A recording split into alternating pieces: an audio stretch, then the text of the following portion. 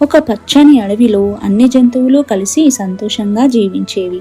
ఆ అడవికి రాజు సింహం. కానీ అక్కడ కేవలం పెద్ద జంతువుల మాటకే విలువ ఇచ్చేవారు. చిన్న జంతువులు, పక్షులు మాటలను ఎవరూ పట్టించుకునేవారు కాదు.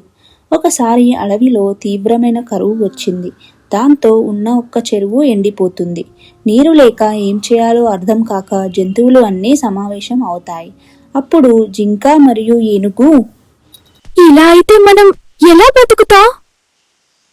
దూరంగా మరో చెరువు ఉంది, కాని అందరూ అక్కడికి వెళ్ళలేరు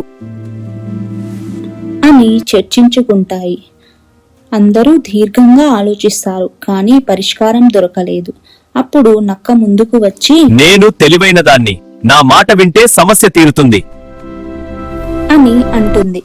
నక్క చెప్పిన విధంగా అన్ని జంతువులు కలిసి దూరంగా ఉన్న చిన్న చెరువు నుండి నీరు తీసుకొస్తాయి. కానీ ఎంత తెచ్చినా చెరువులో కొన్ని నీరు కూడా నిండవు.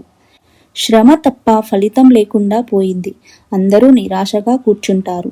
అందరూ నిశ్శబ్దంగా ఉన్న సమయంలో చెట్టు మీద ఉన్న చిన్న పిట్ట, నేను ఒక చిన్న మాట చెప్పనా?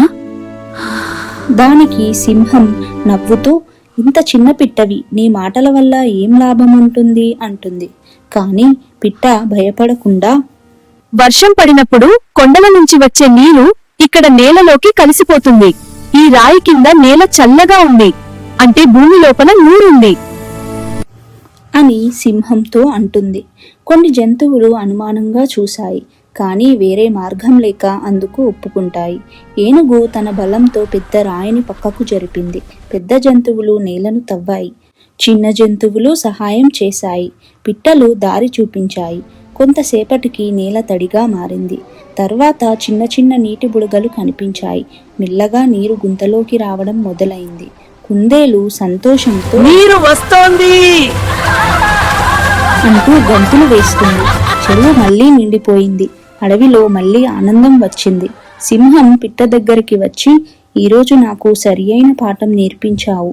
బలం ఉన్నవాడే గొప్పవాడు కాదు, బుద్ధి ఉన్నవాడే నిజమైన నాయకుడు అని నిరూపించావు అంటుంది. ఆ రోజు నుండి అడవిలో చిన్నవారు పెద్దవారు అని తేడా లేకుండా అందరి మాటలకి విలువ ఇచ్చారు. అన్ని జంతువులు ఆనందంగా జీవించాయి. ఈ వీడియో కనుక మీకు నచ్చినట్టయితే లైక్ చేసి షేర్ చేయండి. మరిన్ని వీడియోస్ కోసం ఎథనిక్ టోన్స్ ఛానల్ని సబ్స్క్రైబ్ చేసుకోండి.